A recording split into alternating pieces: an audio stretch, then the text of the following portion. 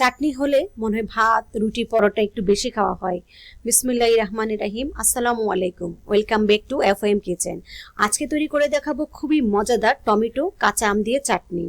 কড়াইতে সরিষার তেল গরম করে 3টি টমেটো মাঝখানে কেটে দিলাম, একটি আম মাঝখানে কেটে সেটাও দিয়ে দিলাম, 5-6 কোয়া রসুন, 3টি কাঁচামরিচ একটু মাথাটা কেটে দিয়েছি, স্বাদ মতো একটু লবণ দিয়ে এপিট উপিট করে মিডিয়াম ফ্লেমে ভেজে নিব।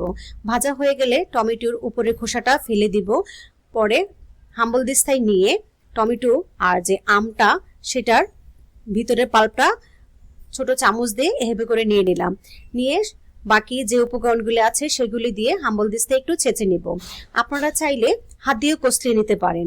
নিয়ে একটি বাটিতে নিয়ে নিলাম। এখন পেঁয়াজ কুচি, ধনেপাতা কুচি, একটু কাঁচামরিচ কুচি দিয়ে মেখে নেব। আর একটু সরিষার তেল দিয়েছিলাম, সেটা স্কিপ হয়ে গিয়েছে।